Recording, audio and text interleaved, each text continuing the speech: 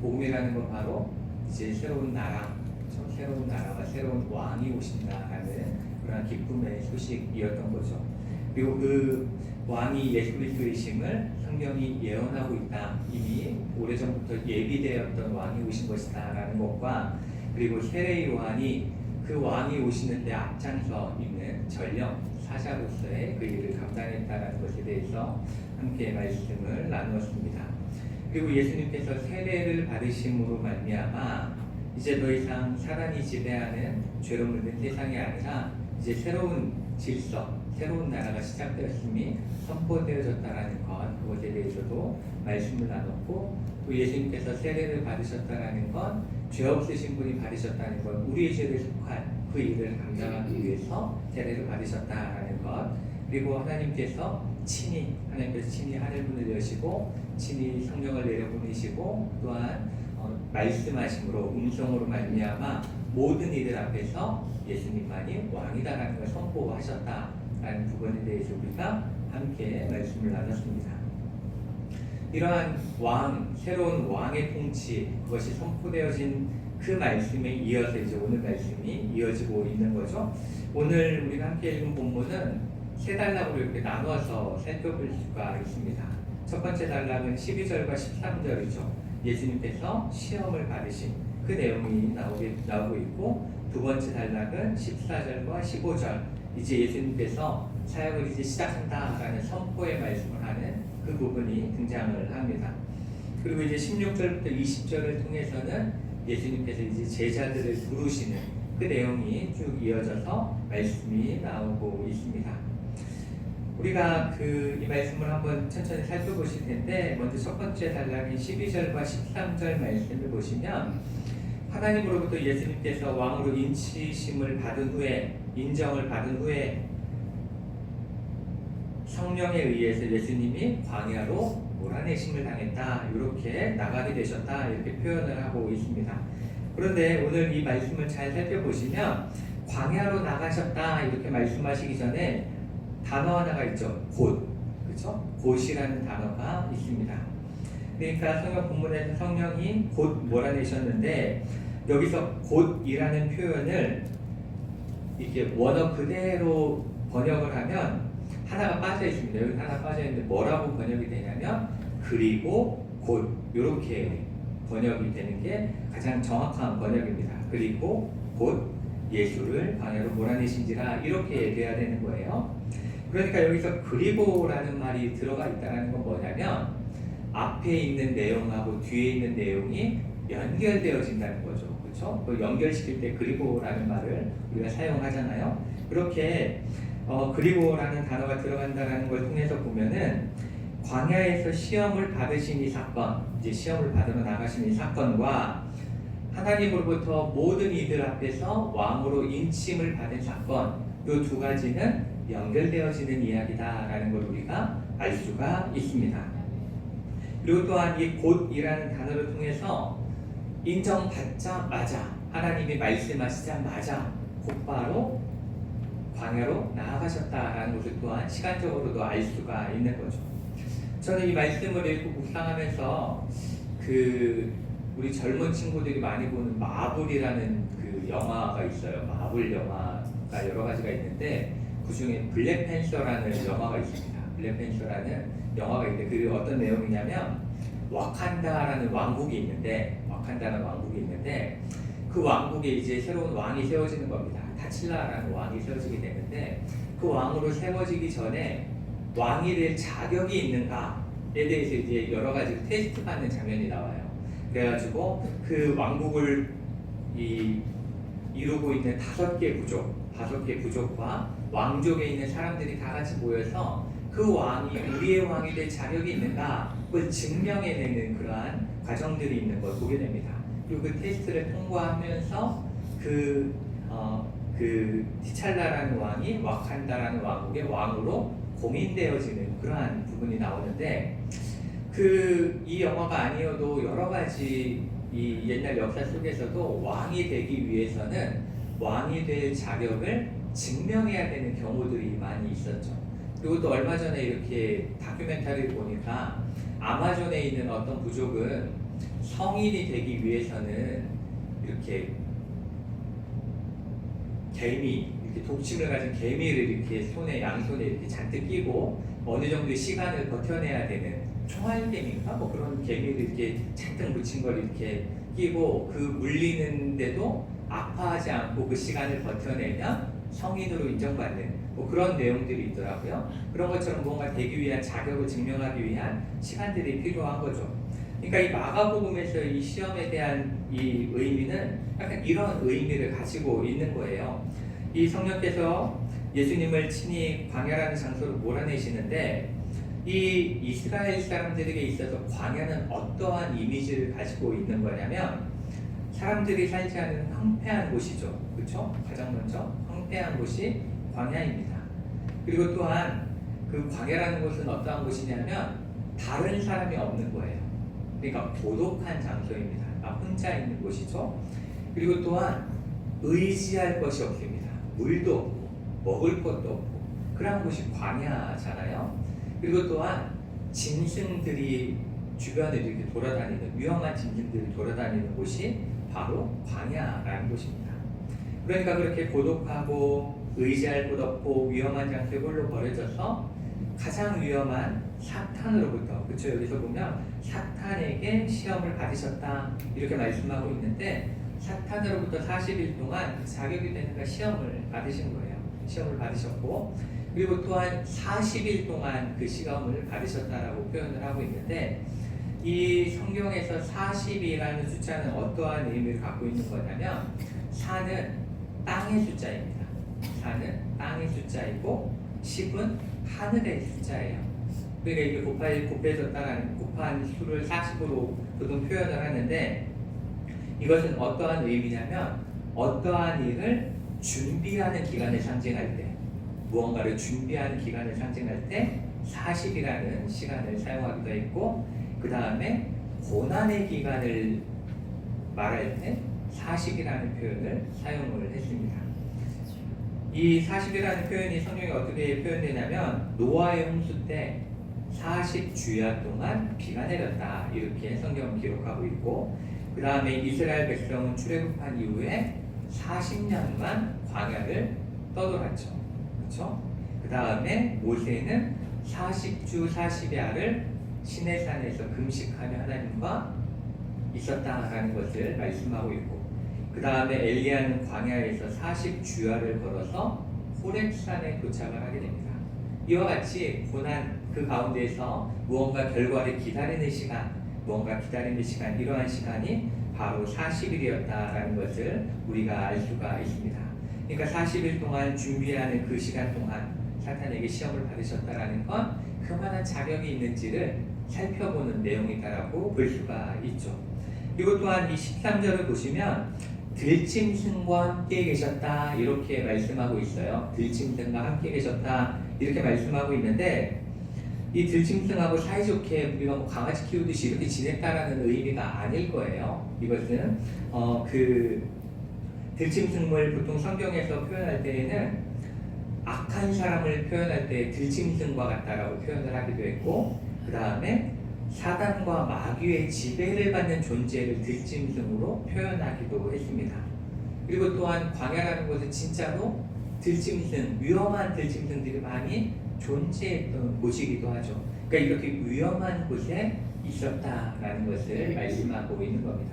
이렇게 위험한 곳, 고독한 곳, 그곳에서 사탄과 40일의 시간을 있으면서 그 모든 것들을 이겨내신 분이다라는 것을 말씀하고 있습니다. 그런데 여기 13절 마지막에 보시면 천사들이 수종들더라 이렇게 말씀하고 있어요. 그러니까 예수님이 이 40일의 시간을 보내는 동안 혼자 이겨내신 게 아니라 천사들이 수종든 거 아닐까? 우리가 이 말씀을 보면 이렇게 이해할 수도 있지만 우리가 이 마태복음 4장 똑같은 이야기를 담고 있는 마태복음 4장을 보시면 예수님께서 모든 시험을 이기신 후에 비로소 천사들이 와서 수종을 든 거예요. 그러니까 이 시험의 기간 동안은 오로지 홀로 그 모든 것들을 감당하셨다라는 겁니다. 이러한 이해 속에서 이 말씀을 살펴보면 예수님께서는 진정한 왕이 되시기 위해서 왕의 선포를 받으신 이후에도 철저히 준비된 분이다. 부족함 없이 준비된 분이다라는 걸 우리가 알 수가 있습니다. 그리고 왕좌를 위협하던 그 땅의 권세를 가진 자, 사탄과의 싸움도 이기심으로 말미암아 이 땅을 온전히 다스리실 진정한 왕이시다라는 걸 이걸 통해 우리에게 말씀을 해주고 있고, 예수님은 우리의 왕이 된 자격이 있는 분이다라는 걸 설명해주고 있는 겁니다. 우리에게 이렇게 알려주고 있는 거죠. 그리고 이어서 이제 14절과 15절 말씀을 통해서는 요한이 잡힌 후에 예수님께서 갈릴리에서 하나님의 복음을 전파하셨다 이렇게 말씀을 하고 있습니다. 그런데 이 잡힌 후에, 요한이 잡힌 후에 이 시간을 명확하게 딱 알려주고 있잖아요. 그렇죠? 이렇게 잡힌 후에라고 표현하고 있는데 이 말씀을 통해서 알려주는 거예요. 이 전령이 왕의 소식을 모두 다 전한 후에, 전령이 먼저 와서 소식을 전하고 그 후에 왕이 오는 거거든요. 그러니까 이제 요한이 전령으로서의 역할을 다 끝내고 이제 왕으로서의 예수님의 사역이 시작되고 있다라는 것을 이렇게 알려주고 있는 겁니다. 그리고 이제 여기 보시면은 예수께서 갈릴리에 오셔서 하나님의 복음을 전파하셨다 이렇게 말씀을 하고 있습니다. 여기서 이 갈릴리라는 장소를 특정해서 명확하게 마가가 기록을 하고 있어요. 마가가 갈릴리를 말하고 있는데 이 갈릴리라는 지역은 이 원래 정치와 종교의 중심 이스라엘의 수도였던 예루살렘과는 매우 떨어져 있는 곳입니다. 멀리 떨어져 있는 곳이고, 그 다음에 그 당시에 유대인들이 부정하게 여겼던 이방인들이 많이 살던 곳이에요. 이방인들이 살던 곳이고, 그러다 보니까 사람들로부터 무시당하던 지역이 갈릴리라는 지역입니다. 제가 리을 발음이 잘 안 되나 봐요. 릴리 이렇게 발음하면 이게 발음이 다 안 돼요. 왜 이런지 연습을 해도 잘 안 돼가지고 참 저에게 어려운 단어 중에 하나인데, 이 갈릴리라는 곳에서 이 무시당하는 땅에서 예수님께서 사역을 시작하셨습니다. 그러니까 이 지역의 이름을 통해서 우리가 알 수 있는 건, 예수님께서는 이 땅에 왕으로 오셨는데 그 왕은 다른 이들 위에 군림하고 다른 이들을 지배하는 그러한 왕이 아니라 천대받는 땅, 사람들이 무시하는 땅, 외진 곳, 이방인들이 많은 곳, 그렇게 그런 땅에 오심으로써 이 땅의 모든 사람들, 이 땅에 섬기지 않을 사람이 없이 모두를 섬기시겠다라는 것, 그리고 그러한 모두를 섬기기 위해 왕으로 오셨다는 걸 선언하는 그러한 지역이다라고 우리가 이해할 수가 있습니다. 이 갈릴리라는 이 지역, 그리고 이 말씀을 통해서 우리는 예수님이 다스리시는 나라가 지금 우리가 살아가고 있는 이 땅과 얼마나 다른 곳인지를 알 수 있게 됩니다. 그리고 우리가 살아가는 이 땅이 어떻게 변화되어져야 되는지에 대해서도 알 수 있게 되는 거죠. 이 예수님은 왕이 되셔서 가장 낮은 곳으로 가시겠다, 그리고 가장 낮은 사람들부터 섬기겠다 말씀하신 걸 통해서 그런 낮은 자리로 향하는 것이 바로 하나님의 나라, 그리고 하나님의 왕이 되시는 곳이다라는 것을 우리가 깨달을 수 있어야 합니다. 그 후에 예수님께서는 이렇게 선포하시죠. 때가 찼고 하나님의 나라가 가까이 왔으니 회개하고 복음을 믿으라, 이렇게 말씀을 하고 있습니다. 여기서 때가 찼다 이렇게 먼저 말씀하시죠. 때가 찼고 이렇게 말씀하는데, 이 말씀은 하나님의 나라가 도래했다, 하나님의 나라가 시작할 때가 되었다 이렇게 말씀하시는 거예요. 근데 이것은 단지 시간적인 개념, 이때가 언제쯤이에요? 기원 후 30년, 그렇죠? 그러니까 서기 30년 요쯤이라는 거죠. 그러한 역사적인 시간을 의미하는 게 아니다라는 겁니다. 그러니까 지금으로부터 2000년 전에 그 나라가 임했다라는 그러한 시간적인 의미가 아니라, 이 때가 찼다라는 건 이제 하나님께서 인간의 역사 속으로 들어오시는 구속사적인 시간이 시작되었다. 하나님이 정하신 때, 하나님이 목표하신 일을 이루는 시간이 이제 시작되었다라는 것을 의미하고 있는 겁니다. 이거를 조금 어려운 말로 표현을 하면, 크로노스라는 시간은 우리가 1, 2, 3, 4, 5, 6, 7, 8, 9, 10 이런 식으로 시간의 개념으로 보는 게 크로노스적인 시간이에요. 그렇지만 카이로스적인 시간이라고 표현을 하는데 이것은 목적이 있는 의미가 있는 시간을 의미하는 겁니다. 그러니까 이때가 이제 하나님이 약속하신 그 시간이 왔다라는 것을 알려주고자 하는 거예요.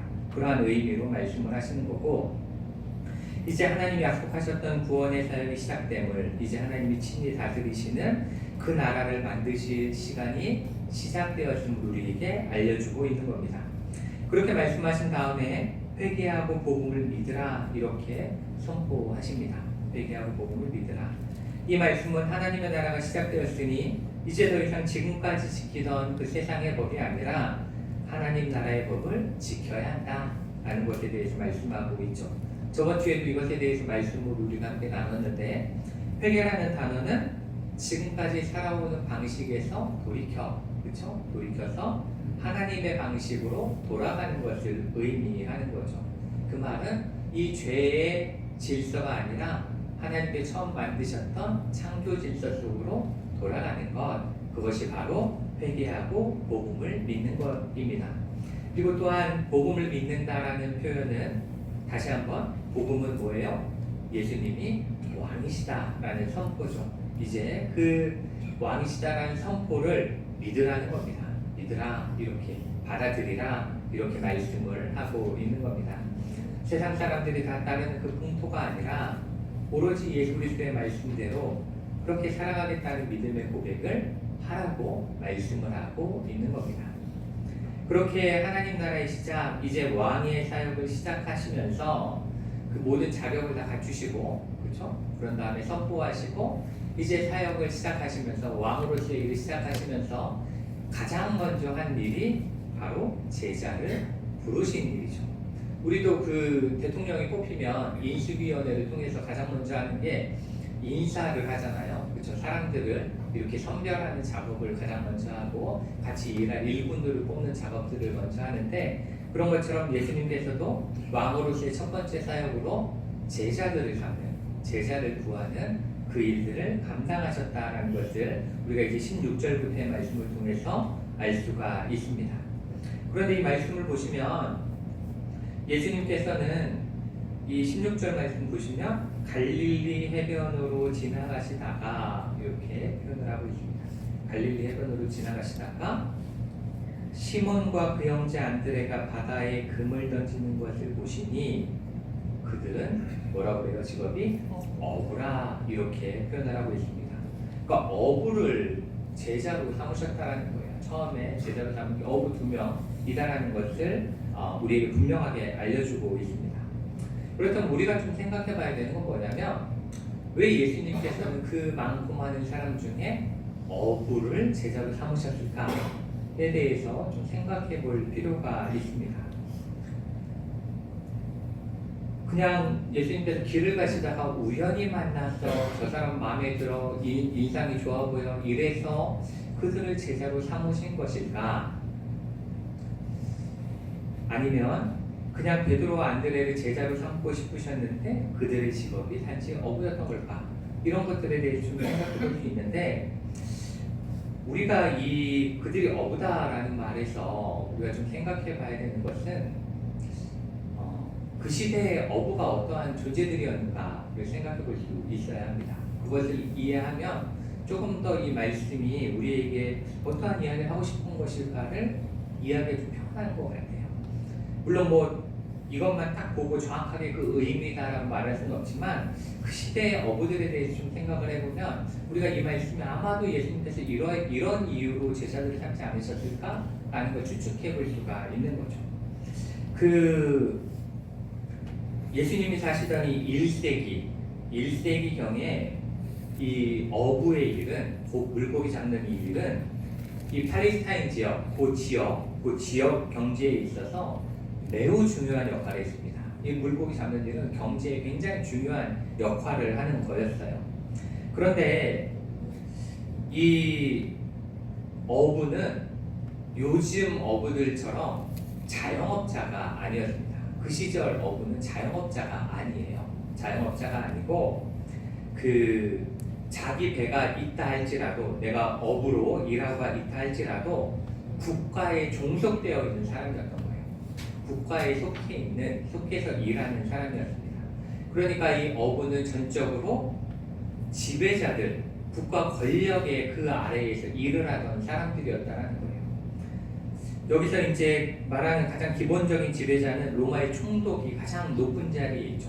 총독이 있고, 그 다음에 분봉왕이 있고, 그 다음에 지역의 군주가 또 있습니다. 그런데 그들로부터 또 고기잡이 권한을 하청받아 이 고기잡이를 관장하는 지배계급이 또 따로 있었습니다.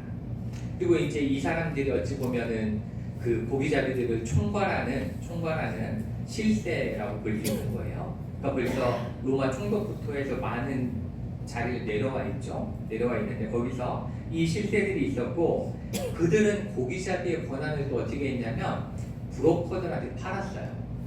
그거를 이제 관장할 수 있는 권한을 또 판 거예요. 그러니까 그 밑에 또 다른 사람이 등장하게 된 겁니다. 이 사람들이 대체적으로 세리들이 그 일을 했습니다.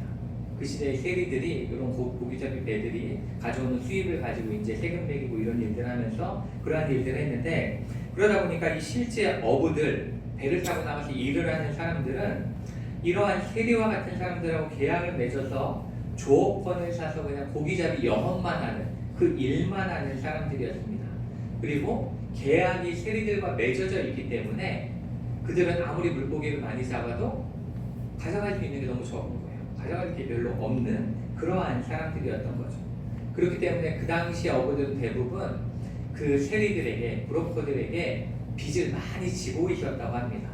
왜냐하면 세금은 많고, 위로 지금 이 말씀 보시면, 제가 드린 말씀을 이렇게 쭉 보시면 요즘 기업으로 생각하면 현대자동차가 대략 그 하청이 10단계까지 있다고 뭐 그렇게 표현을 많이 하더라고요. 그럼 원청이 있고 하청이 이렇게 내려가는 거예요.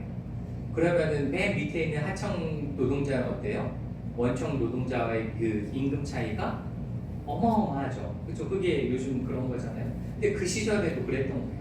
그러니까 이게 제일 밑에 하청을 받아서 일하는 고기잡이 어부들은 매우 가난한, 그 시절에 매우 힘든 삶을 살아가는 사람들이었다는 것을 우리에게 알려주고 있는 겁니다.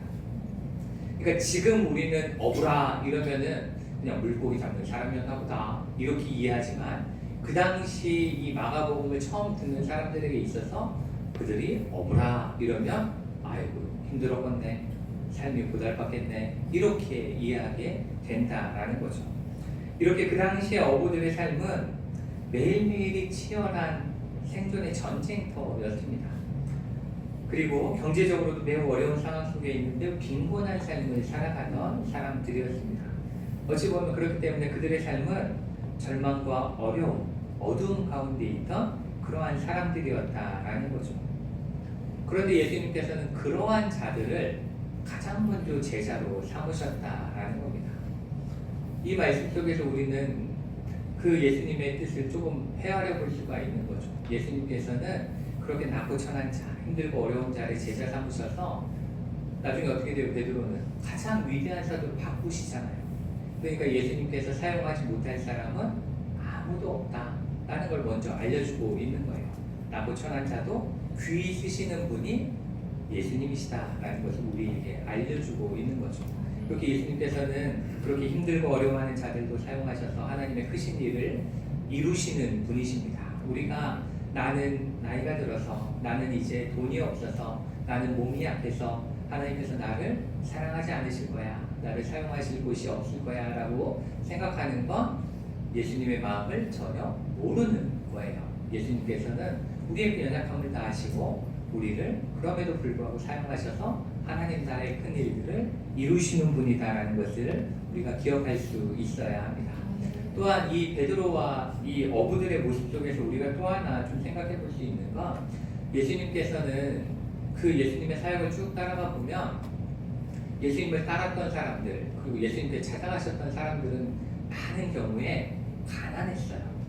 그리고 아프고 병 걸리고 죽어가고, 그렇죠? 힘들어하는 그러한 사람들이 굉장히 많았습니다. 그렇기 때문에 어찌 보면 예수님께서 좋은 옷 입고 좋은 차 타고 부자인 제자들 데리고 다니면 그 사람들이 어떻게 바라보겠어요? 그죠? 그렇게 다니는 예수님에게 어떠한 은혜를 없겠으며 어떻게 그 예수님의 사랑을 경험할 수 있었겠습니까? 그러니까 예수님께서 그러한 사람들을 통해서 그 힘든 사람들을 공감해 주길 원하셨던 것 같아요. 공감해 주면서 그렇게 힘든 사람들이 힘들어할 때 아유 나도 힘든데 우리 함께 힘을 내봐요 이렇게 격려할 수 있는 이러한 사람들을 제자로 삼으신 것이 아닐까 우리가 생각해 볼 수가 있습니다. 이 세상은 누군가 가난하게 살아가고 있으면 왜 열심히 살지 않았냐고 왜 성실히 살지 않았냐고 손가락질하는 세상입니다. 누군가가 좋은 대학을 가지 못하면 뭐라고 그래요? 왜 공부를 안 했니? 왜 그거밖에 못했니? 이렇게 말하는 것이 이 세상입니다. 그렇지만 예수님이 다스리시는 세상은 그러한 곳이 아니다라는 거예요. 예수님께서 그렇게 아파하는 자들의 아픔을 함께 공감하시고 힘들어하는 자들의 힘들어함을 함께 알아가시는 그것을 위로하시는 곳이 바로 예수님께서 다스리시는 그러한 나라다라는 것을 우리가 기억할 수 있어야 합니다. 그리고 또한 그것을 통해서 우리로 기억해야 합니다. 우리를 예수님께서 부르셨다라는 것, 이 교회에 부르셨다라는 것은 우리 안에 있는 힘들고 어려워하는 분들을 위해서는 우리가 공감해주고 도와주고 격려하고 이렇게 세워주고 그렇죠? 그것이 우리가 해야 될 몫이라는 거예요. 우리 주변에 있는 사람들을 향해서도 똑같습니다. 우리 주변에 힘들고 어려워하는 사람들이 있으면 찾아가 돕고 나눌 줄 아는 그러한 것이 바로 예수님께서 원하시는 하나님의 나라, 세우고자 하시는 하나님의 나라였다는 것을 우리가 기억할 수 있어야 합니다. 또한 이 제자들의 모습 속에서 우리가 한 가지 꼭 의문을 가졌으면 좋겠는 게 한 가지 있어요. 그게 뭐냐면 이 베드로와 안드레에게 17절에 보시면 다가가셔가지고 이렇게 말씀하세요. 나를 따라오라. 내가 너희로 사람을 낳는 어부가 되게 하리라. 이렇게 말씀을 하셨습니다. 그리고 20절에도 세베대의 아들 야고보와 요한이 있는데 그들도 이제 어부였어요. 그래서 배에서 그물을 깃고 있는데 곧 부르셨다 이렇게 말씀하셨는데 뭐라고 부르셨겠어요? 똑같이 부르셨겠죠. 그렇죠? 똑같이 부르셨을 거예요. 나를 따라오라. 내가 너희로 사람을 낳는 어부가 되게 하리라. 이렇게 부르셨을 거란 말이죠. 그런데 그것에 대한 그 네 사람의 응답, 네 사람의 그것에 대한 대답을 우리가 보면은 18절을 보시면 베드로와 안드레는 곧 그물을 버려두고 따랐다 이렇게 말씀하고 있어요. 그리고 20절을 보시면 야고보와 요한은 그냥 버려두고 따른 정도가 아니라 아버지도 버려두고 따랐다 이렇게 표현을 하고 있습니다. 이 말씀을 읽으시면서 그냥 뭐 예수님 불렀으니까 따라갔나 보지 이렇게 생각하실 수 있겠지만 만약에 누군가가 여러분에게 오셔가지고 사람을 낳는 어부가 되게 하리니 나를 따르라 그럼 어떻게 하시겠어요? 이해할 수 없는 거잖아요. 안 그래도 물고기도 잡기 힘들어 죽었는데 사람을 낳는 어부가 도대체 뭔지 그렇죠? 이거 무슨 얘기를 저 사람은 도대체 심지어 예수님은 나이가 몇이에요? 30즈음이에요. 그렇죠? 그러면은 이 젊은 사람이 안 그래도 힘들게 사는 나한테 어떻게 뭐 하는 소리인가? 사람 낚아서 뭘 어떻게 하겠다는 소리인가? 이렇게 돼야 정상인 거예요. 그렇죠? 되물어야 되는 거예요. 도대체 그게 무슨 얘기입니까? 그게 다 무슨 상관이 있습니까? 이렇게 물어야 정상인 거라고요. 그런데 지금 이 4명의 사람들은 전부 다 곧 따랐다. 아까도 말씀드렸듯이 곧이라는 건 뭐예요? 즉시라는 거예요. 즉시 따랐다. 어떻게? 다 버려두고. 배는 뭐예요? 자기들의 생명줄이에요. 버려두고 따랐어요. 아버지는 뭐예요?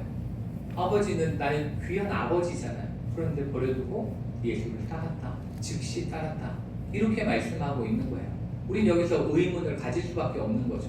가져야만 하는 거죠. 도대체 이게 어떻게 된 일인가? 예수님이 최면을 걸었나? 예수님이 아니면 뭔가 대단한 사람을 끄는 놀라운 능력이 있으신가? 이렇게 생각을 해볼 수도 있지만 저는 이 말씀 속에서 그들이 직접 따른 이유는 그들이 바로 하나님 나라에 대한 열망이 가득 찼던 사람들이기 때문에 그렇습니다. 하나님 나라를 향한 열망이 가득 찼고 예수님께서 이 말씀을 하셨을 때 메시아가 오셨구나라는 걸 단번에 알 수 있었던 사람이라는 걸 우리가 알 수 있어야 됩니다. 이게 무슨 의미냐면 이 사람을 낳는 어부라는 말은 어떠한 의미를 담고 있는 거냐면 에스겔서 47장의 말씀과 연관이 되어져 있는 겁니다. 에스겔서 47장과 연결이 되어 있는데 에스겔서 47장은 하나님께서 이제 회복시키실 나라에 대한 말씀을 하고 있어요.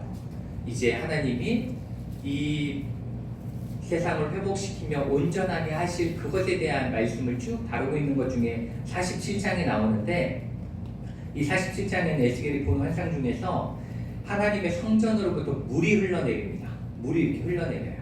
그러다 보니까 썩어있던 사해바다 아시죠? 완전 썩은 물이잖아요. 그곳에도 물이 그 하나님의 성전에서 나온 물이 닿으니까 생명이 살아나기 시작하는 거예요.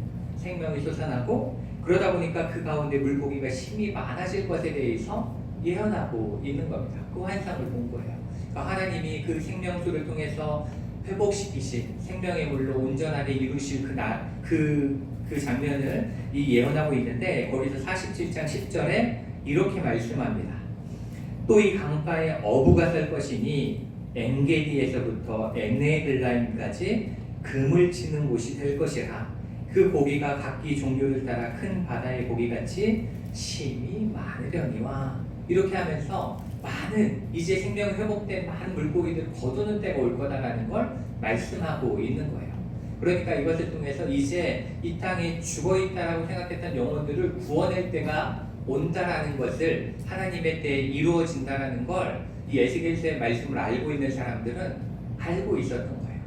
그러니까 이 베드로와 요한, 안드레와 야고보 이 사람들은 이 에스겔서의 말씀을 알고 있었기 때문에 예수님께서 사람을 낳는 어부가 되라 이렇게 부르실 때에 이제 그 에스겔서의 예언이 이루어질 그때 에스겔서의 그 말씀이 이루어지는 그 시기가 지금이구나. 이제 하나님께서 일하시는구나라는 걸 깨닫게 되고 하나님의 예수님의 그 말씀에 순종하여 그 길을 따라가게 됐다라는 겁니다.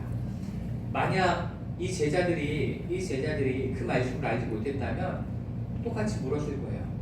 도대체 그게 무슨 의미인데요? 그게 뭔데요? 이렇게 물었을 거예요. 그렇지만 하나님 나라를 향한 열망이 있었기 때문에 그 말씀을 듣고 깨닫고 행동할 수 있게 됐다라는 걸 우리가 꼭 기억할 수 있어야 합니다. 그래서 오늘 말씀 속에서 우리는 이 제자들의 모습 속에서 이걸 기억할 수 있어야 합니다. 하나님의 제자가 되기 위해서는 두 가지가 필요한 거예요. 하나는 예수님의 마음으로 다른 이들을 예수님의 그 마음으로 따뜻하게 안아줄 수 있는 사랑의 마음이 필요하다라는 겁니다. 그리고 예수님께서 우리에게 다가가라 하는 사람을 향해서 언제든 다가갈 수 있는 믿음의 용기를 가진 사람이 되어야 된다는 것이고, 두 번째는 언제나 하나님 나라를 향한 열망이 가득 차 있어야 된다는 겁니다. 그리고 그것을 위해서 하나님 나라가 어떠한 곳인지 말씀을 통해 기도를 통해 알아가고 그것을 통해 깨달아갈 때에 우리는 예수님께서 우리를 향해서 말씀하실 때, 나를 따르라 말씀하실 때 우리는 언제든지 따를 수 있는 믿음이 생기게 된다는 것입니다. 그렇기 때문에 언제나 이 말씀 속에서와 같이 우리도 예수님의 나라를, 하나님의 나라를 갈망하는 자가 되게 해주십시오. 하나님의 나라를 알아가는 자, 하나님의 나라를 소망하는 자가 되게 해주셔서 하나님의 나라가 이 땅 가운데 이루어질 때에 나를 따르라 하시는 말씀에 언제든 따를 수 있는 모든 것들을 버리고 주님만을 쫓을 수 있는 믿음의 사람이 되기 위해서 기도하시는 저 여러분 되시기를 축복합니다. 같이 기도하시겠습니다.